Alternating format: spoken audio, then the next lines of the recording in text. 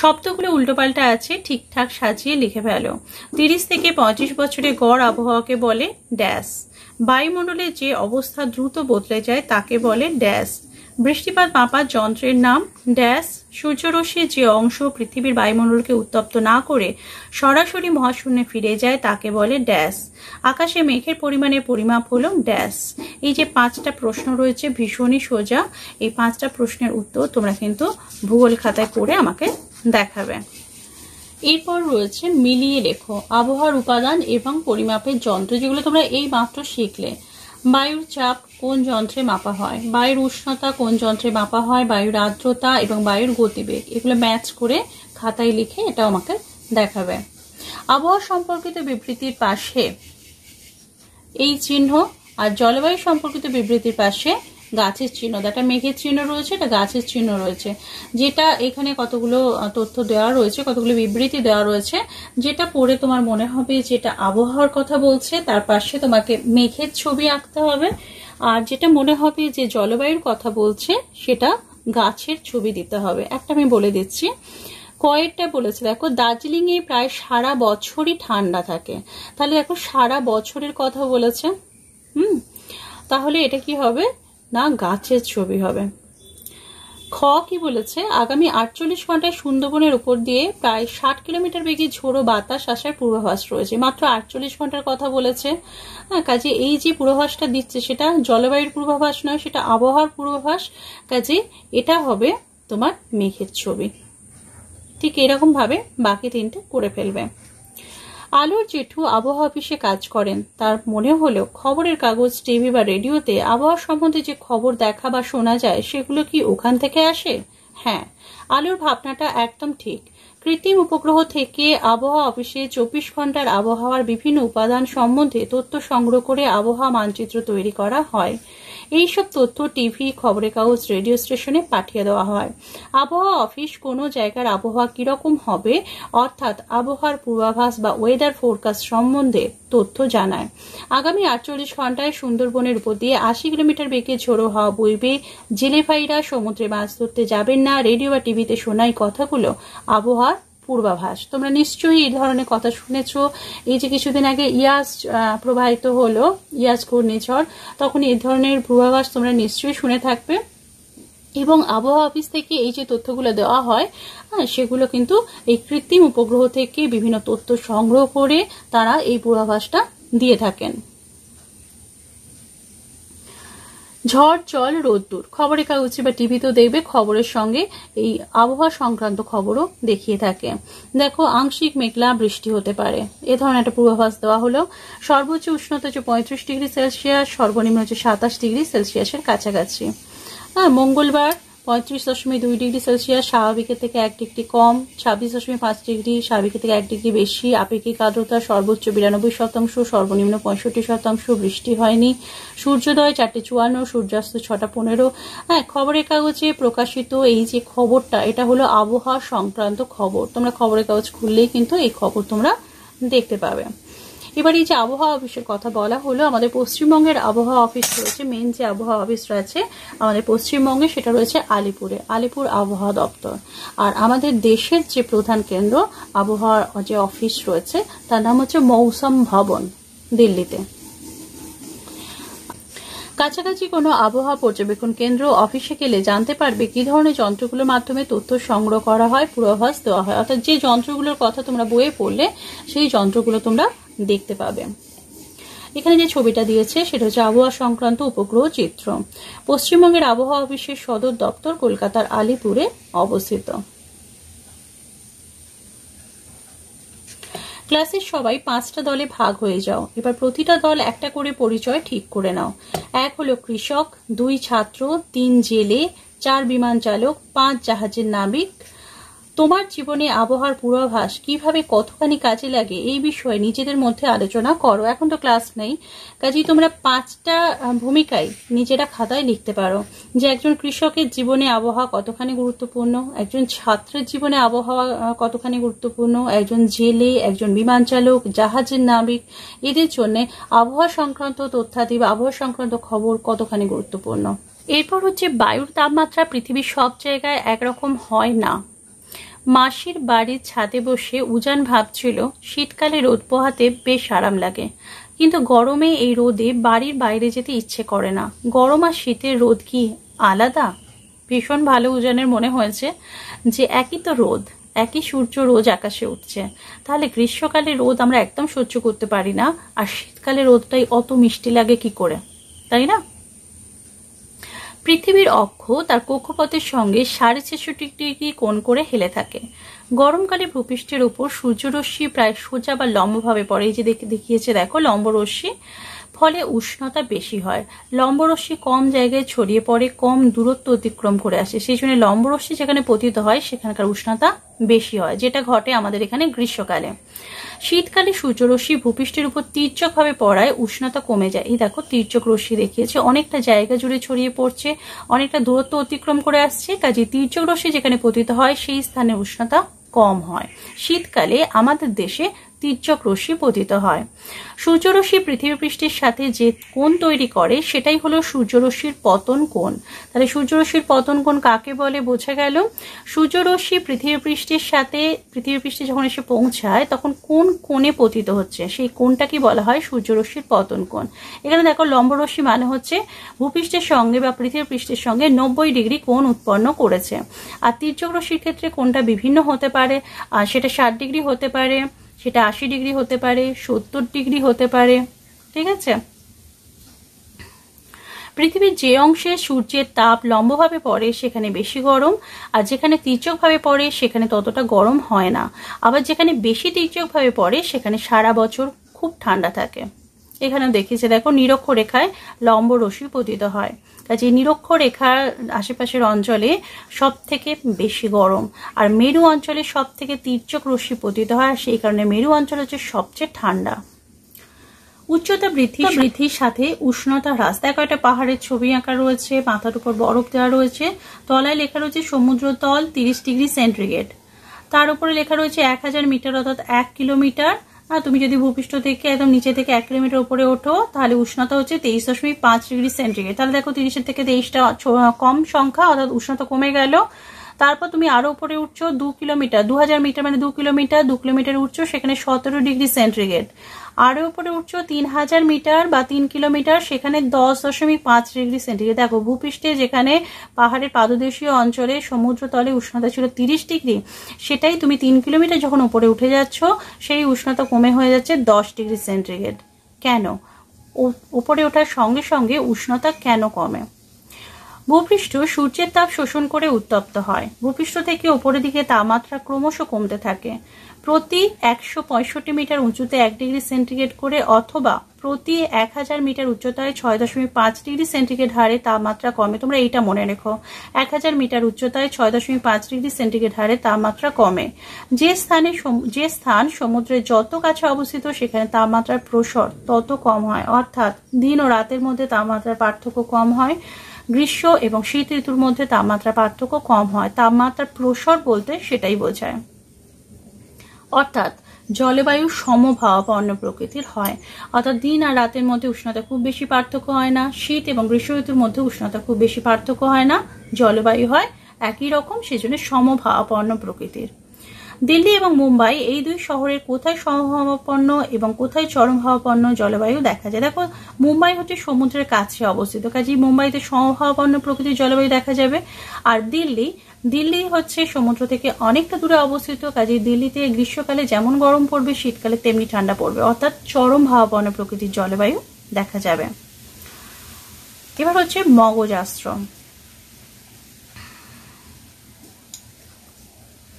মগজাস্ত্রে কি বলেছে দেখো, একই দিনে দুটো আবহাওয়া স্টেশনের সর্বোচ্চ এবং সর্বনিম্ন উষ্ণতা তথ্য দেওয়া আছে। আচ্ছা মগজাস্ত্রটা বলার আগে এখানটা একটুখানি বলি।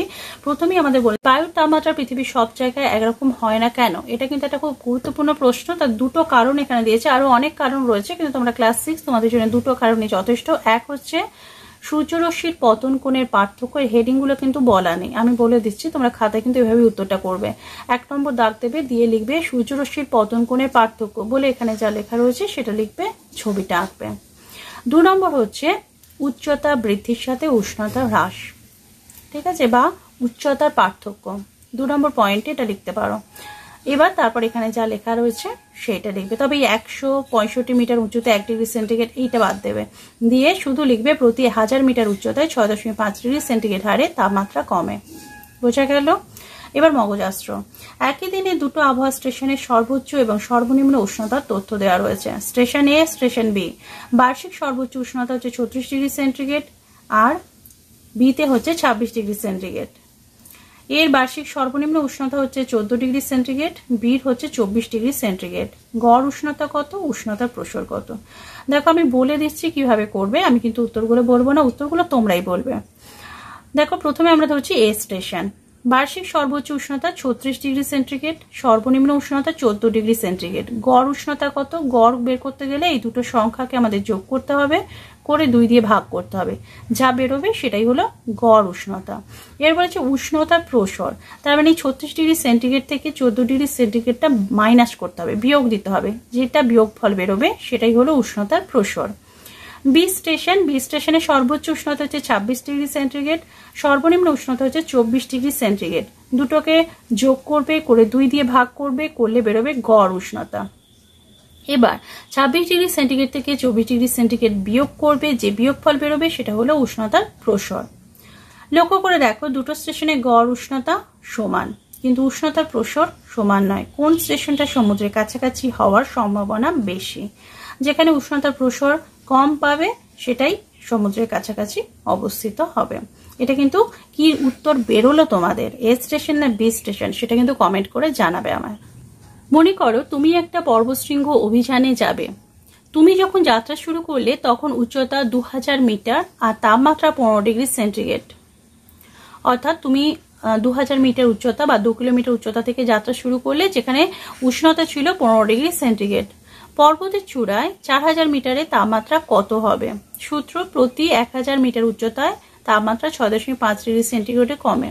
ঠিক আছে, তাহলে তুমি দেখো 2000 মিটার উচ্চতায় তোমার তাপমাত্রা ছিল কত, 15 ডিগ্রি সেন্টিগ্রেড, 4000 মিটারে কত হবে। যদি ঐকিক নিয়মের অঙ্ক শিখে থাকো তাহলে এটা কষতে না পারাটা খুব একটা অসুবিধাজনক কিছু নয়, আমি আশা করি তোমরা এটা পারবে। সমষ্ণ রেখা। পৃথিবীর মানচিত্রে সমান গড় উষ্ণতাযুক্ত স্থানগুলোকে যে রেখা দ্বারা যুক্ত করা হয় তাকে সমষ্ণ রেখা বলে। অর্থাৎ পৃথিবীর যে স্থানগুলোর বার্ষিক গড় উষ্ণতা একই রকমের, সেই স্থানগুলোকে একটা কাল্পনিক রেখা দিয়ে যোগ করা হয়, তাকে বলা হচ্ছে সমষ্ণ রেখা।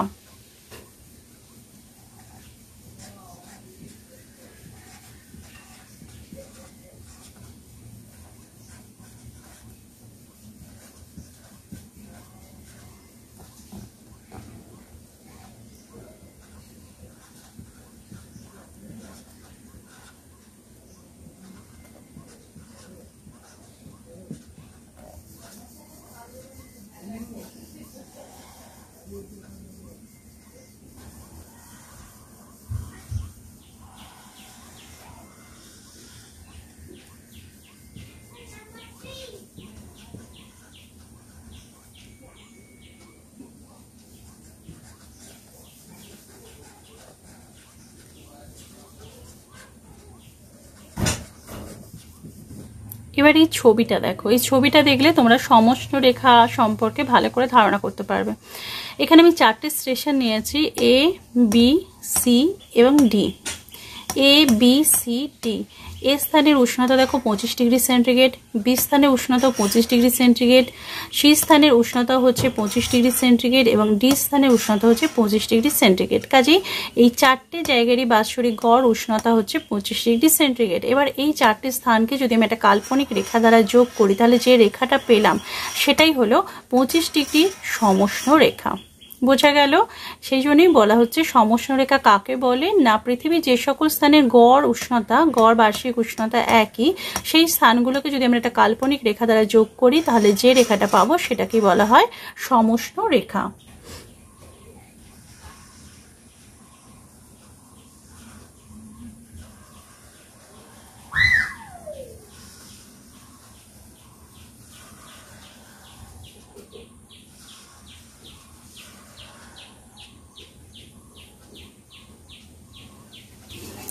এইবার বিভিন্ন স্থানের মধ্যে উষ্ণতার পার্থক্য যদি খুব বেশি হয় তাহলে এই সমষ্ণ রেখাগুলো খুব কাছাকাছি অবস্থান করে। দেখো এটা 25 ডিগ্রি সমষ্ণ রেখা, এটা 30 ডিগ্রি সমষ্ণ রেখা, এটা 35 ডিগ্রি সমষ্ণ রেখা এবং এটা 40 ডিগ্রি সমষ্ণ রেখা হবে।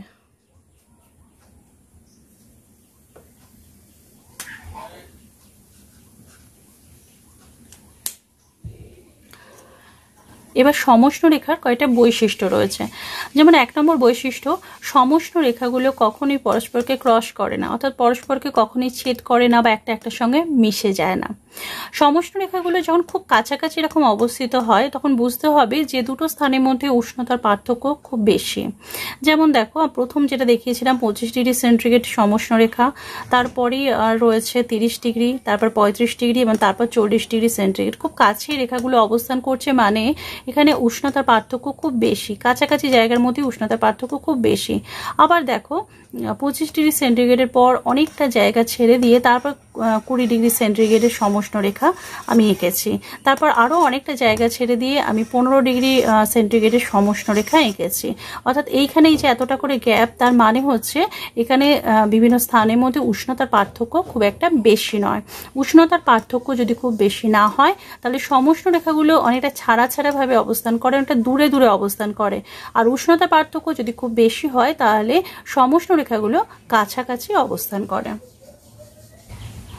এরপরের একটা পয়েন্ট বলেছে, উত্তর গোলার্ধের চেয়ে দক্ষিণ গোলার্ধে জলভাগ বেশি থাকায় এই গোলার্ধের সমষ্ণ রেখাগুলো দূরে অবস্থান করে, অর্থাৎ উষ্ণতা পার্থক্য খুব একটা বেশি হয় না তো জলভাগে, আর সেই জন্য জলভাগ থাকলে সমষ্ণ রেখাগুলো দূরে দূরে অবস্থান করে, স্থলভাগে কিন্তু কাছাকাছি অবস্থান করে। সমষ্ণ রেখা কাছাকাছি অবস্থান করলেও কখনো পরস্পরকে ছেদ করে না, যেটা আমি তোমাদের প্রথমেই বলেছি, এরা কখনো পরস্পরকে ছেদ করবে না, পরস্পরের সঙ্গে টাচ করবে না বা স্পর্শ করবে না। এবার আমরা জানবো পৃথিবীর তাপমণ্ডল সম্পর্কে। নিরক্ষীয় অঞ্চল থেকে দুই মেরুর দিকে তাপের পরিমাণ ক্রমশ কমে, কারণ হলো সূর্যরশ্মির পতন কোণের তফাৎ। যত নিরক্ষরেখা, এটা হচ্ছে নিরক্ষরেখা, নিরক্ষরেখা থেকে যত উত্তর দিকে যাবে বা দক্ষিণ দিকে যাবে তাপের পরিমাণ তত কমতে থাকবে। তার কারণ হচ্ছে পৃথিবী নিরক্ষীয় অঞ্চলে এই অংশে লম্বভাবে কিরণ দেয় এবং বাদবাকি অংশে তির্যকভাবে কিরণ দেয়। এবং আমরা আগের পৃষ্ঠাতেই পড়েছি যে লম্ব রশ্মি বেশি উষ্ণ করে ভূপৃষ্ঠকে তির্যক রশ্মির তুলনায়। সূর্যরশ্মির পতন কোণের ভিত্তিতে পৃথিবীকে 3টে তাপমণ্ডলে বা তাপ অঞ্চলে বা হিট জোনে ভাগ করা হয়। এই তাপমণ্ডল কি কি? উষ্ণমণ্ডল, নাতিশীতোষ্ণমণ্ডল এবং হিমমণ্ডল। চলো ছবিতে আমরা ভালো করে জিনিসটা দেখে নিই। ছবিতে দিয়েছে দেখো, উত্তর গোলার্ধে 23.5 ডিগ্রি উত্তর অক্ষরেখা, যেটাকে আমরা বলছি কর্কট ক্রান্তি রেখা।